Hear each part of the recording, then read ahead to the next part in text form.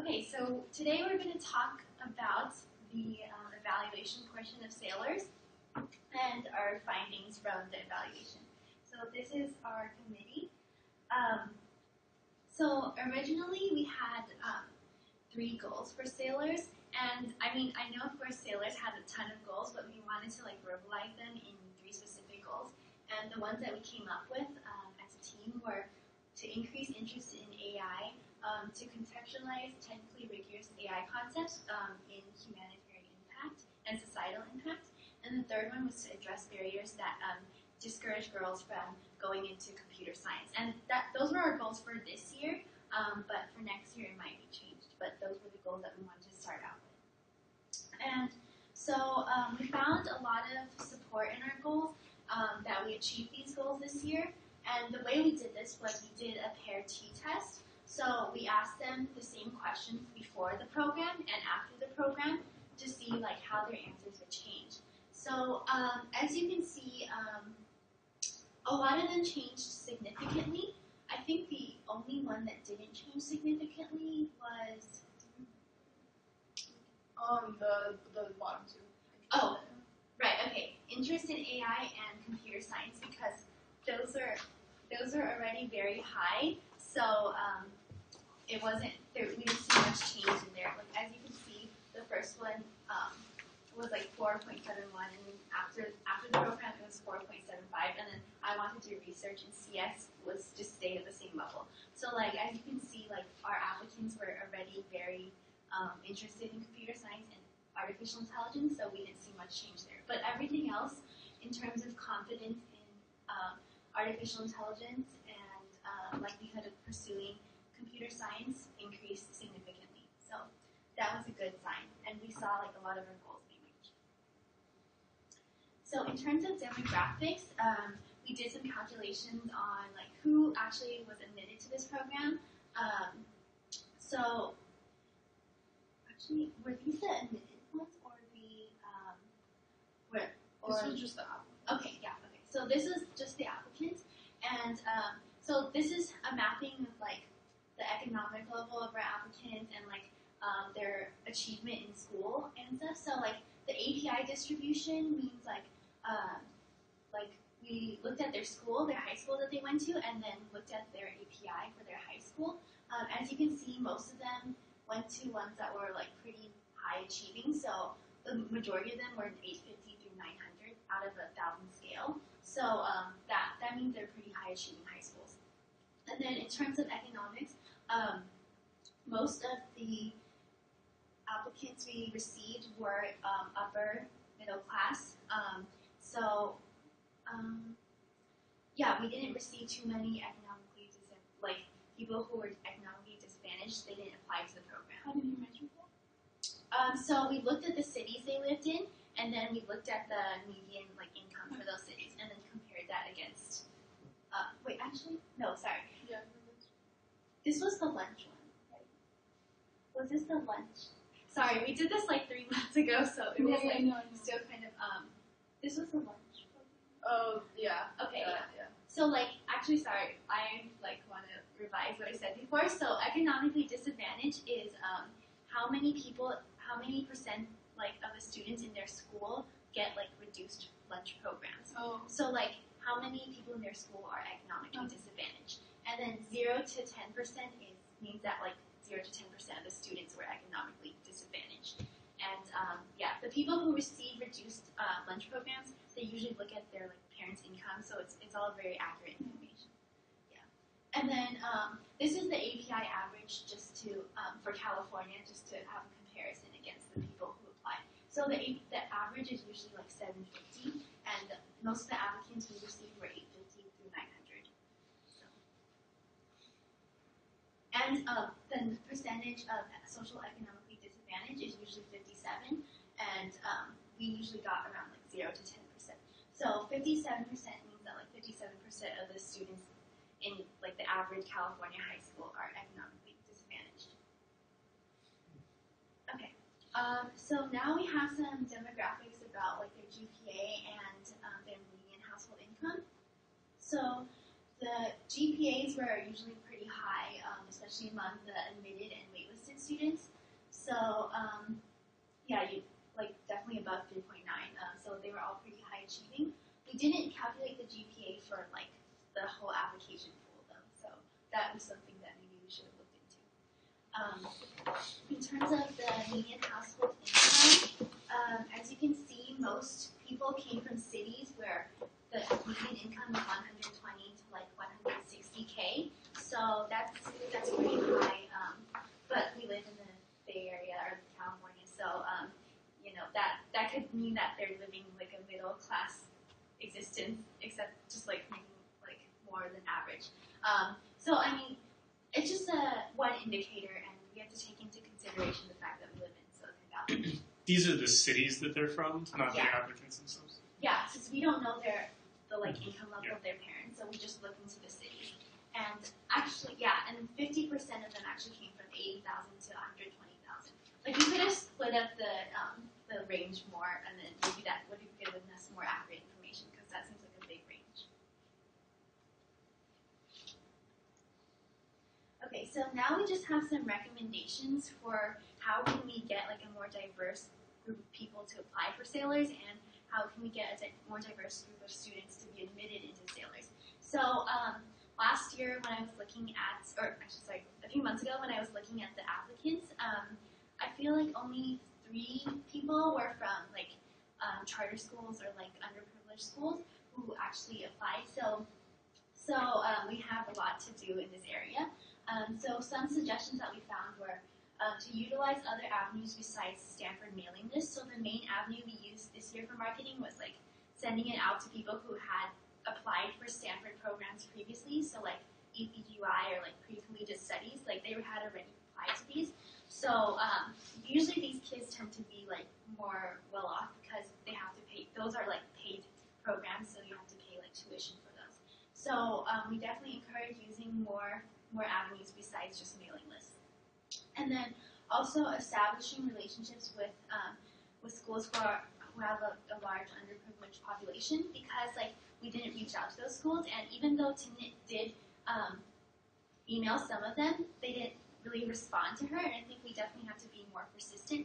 From what I read from other programs, people actually went into their schools and talked about the program, like either past students or staff from Sailors could go in and to these schools and like encourage people to apply, because that would mean that we really want them to come. Like they may think that this is just like a mass email that we send to everyone, you know. So we want to make sure that we definitely make them feel like we want them to apply. And then we could also partner with other tech programs or companies who are doing outreach already and already have those connections to these communities, so then we don't have to like do all the extra work, because like there are a lot of programs in the Bay Area that have this network already, and we could definitely utilize that. And then also transportation is a big issue. I know people, like their parents may not be able to drive them every day for like 2 weeks to come to Stanford, so maybe some form of subsidizing transportation, but I don't know how liabilities would work for that, but that's just maybe a suggestion. And then for admissions, we looked over the applications, and we feel like it really was not inclusive enough for a diverse population of people, because like some of the questions such as have you participated in any science fairs or science competitions are really targeted towards more like privileged students who can afford those resources, or who have gone to good schools where science teachers encourage this. So we don't want to like say that going to science fairs is a prerequisite for coming to Sailors. So I think, or we think that we should have more inclusive questions about like character. So for example, what is the biggest challenge you have overcome, just to see like what other aspects of their personality, or like other challenges besides academic ones that they have faced. And that would give them a chance to like show other things besides just their academics. And then also review students in the context of their background. So a lot of like college admissions people do this, is just splitting students up by their high school or by their region to evaluate them in that context. I know this won't be a problem for next year because like we're just doing local, but maybe smaller regions of local. And this was more when we thought it was going to be national or like we were going to accept like a residential program, so more people from outside California. But this could also work for like separating people by cities and stuff like that. And then also ensuring that lack of CS background does not put students at a disadvantage, because we saw that almost 100% of the admitted students had computer science background previously. Of course, this would depend on like who we want in the program next year and what our goals are next year. But just making sure that people who don't have access to AP computer science or like computer science curriculum in their school are not put at a disadvantage. And then now we'll go into like the specific feedback on the curriculum that we received from the girls in our surveys. So, as you guys can see, overall we got really high averages for the positive questions, and then for the questions that talked about like how difficult the lectures were, the averages were relatively low, meaning that mostly the students understood the lectures. There was a bit of a larger range between these questions, with these questions, meaning that some of the students really understood the lectures and others did not have as good of a grasp on the lectures. So for recommendations, we could make sure that the lectures are like again very clear so that everyone is at the same level and like understands the lectures.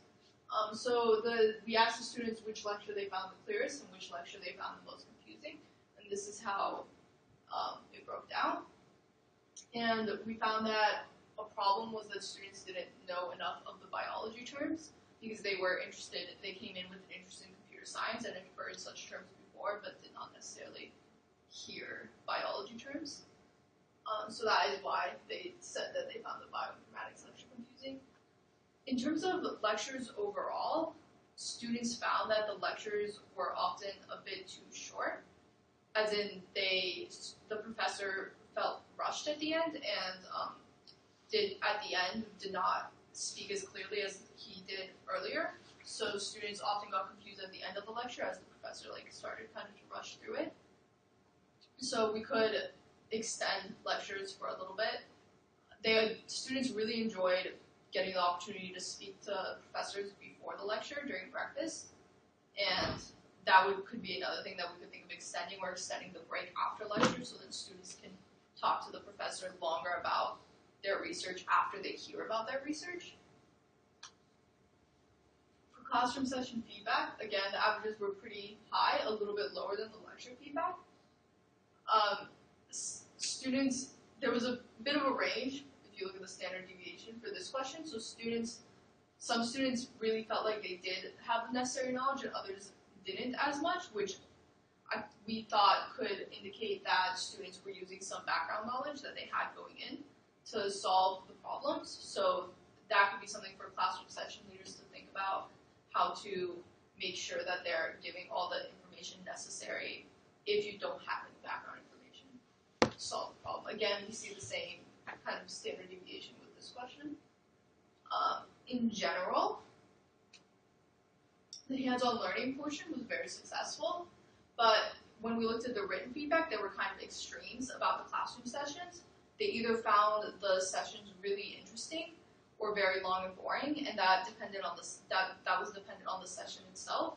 So they found the hands-on ones, like the one with the drones, very interesting, but they were not as interested in some of the longer ones that were just like sitting in class and solving problems.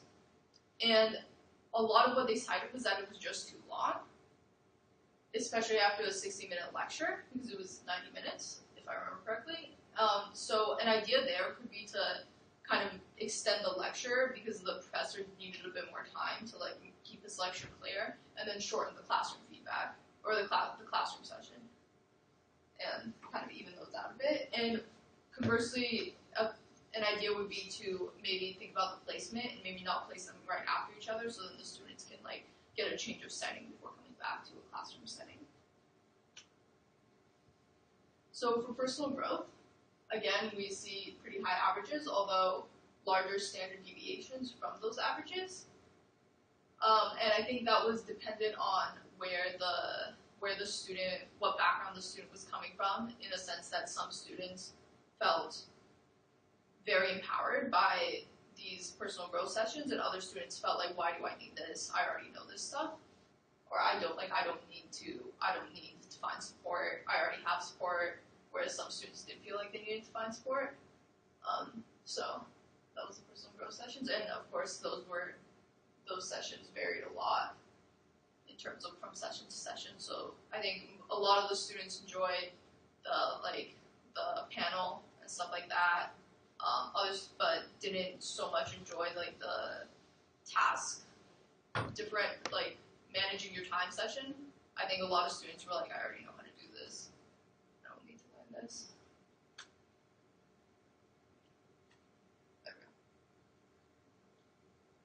Okay, so these are some ideas for future topics. Apparently the time management session was engaging. Yeah, they liked it because it was like a fun activity. It was kind of like a scavenger hunt thing, or like how much of this list can you get done in like 10 minutes? Oh. So then they had to like run around the Okay. room and like do stuff. So that's why they really liked it. Because Okay. it was hands-on. There was there was another one. It was like teamwork one where they had to like pass balls to each other, or like it was basically like playing catch kind of, and they thought that was kind of like not useful. I think that's one. Okay, so and these are some ideas for future topics that the students kind of either suggested or indicated that they would want. And again, these are kind of topics that would be very, very helpful for them in terms of like going on professionally in the CS field. So research projects we found were by far the most successful section of Sailors, as in that's the students enjoyed that section the most.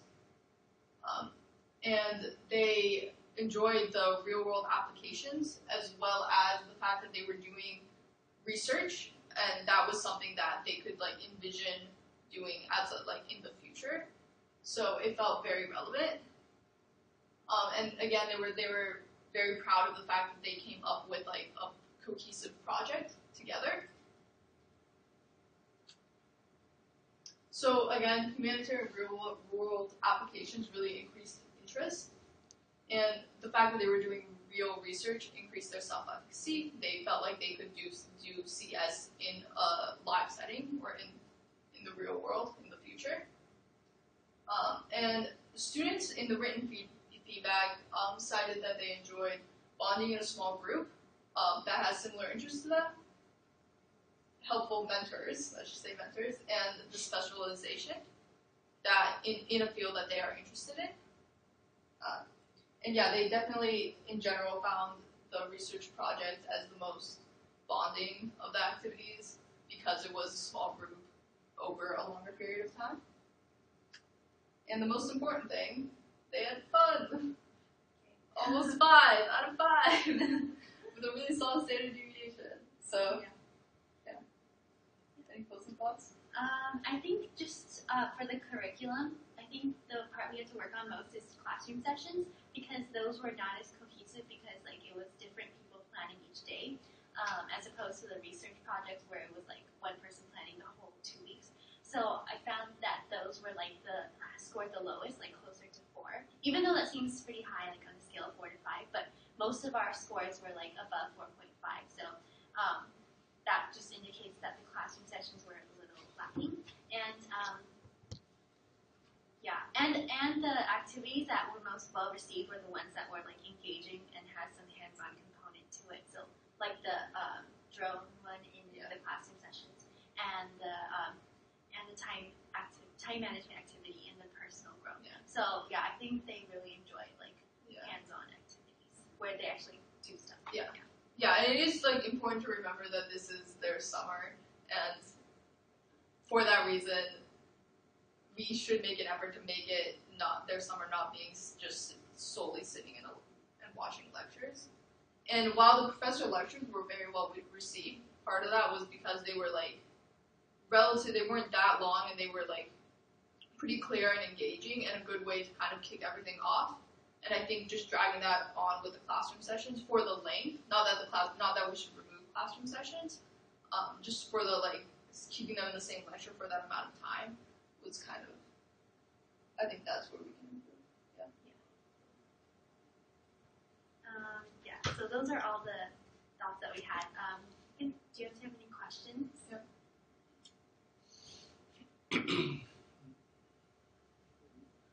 Yep. How can we help reach out to schools? I think Timnit, I don't, I'm not like, so she's dealing with diversity. I think she's like doing all the diversity initiatives. But yeah, that's something I'm interested in too. So I think I would talk to her. Yeah. I think also perhaps talking to because there are groups at Stanford that are like, I can't think of the names right now, but there are like engineering groups for different minorities. So maybe talking to those groups and seeing how they would go about outreach. Yeah, but I hope Tim like reads this slide or like these slides and then she can take some ideas from that. I don't know. I don't think she has started yet because she hasn't contacted me. But yeah. And I think it is in terms of like trying to get a diverse applicant pool. Feifei mentioned that it's important to like gear the program itself towards our applicant pool, because had our applicant pool been different, it might not have been appropriate to necessarily like do some of the not the activities, but I think because everyone had CS programming background, that portion of it was kind of quicker or like taught quicker than it like necessarily might need to be if the applicant pool was different. So just anecdotally too, it seemed, at least in our project, split in that half the people actually had a programming background and half the people knew how to fill out applications. Oh.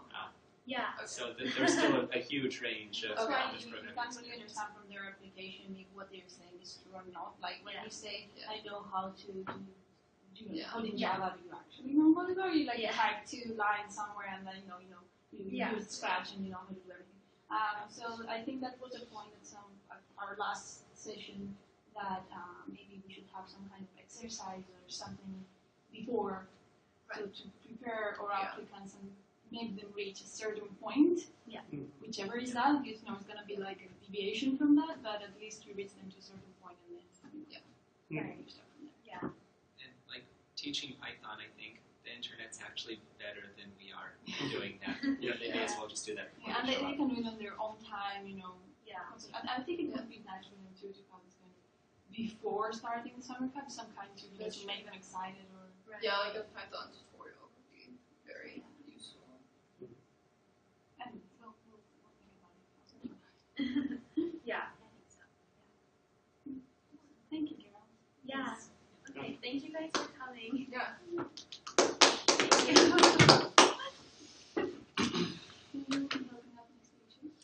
I want to help out on the diversity or like the outreach part of it, but probably not the evaluation team. Yeah, like we'll help the next team get set up probably. I'm actually going to be in Berlin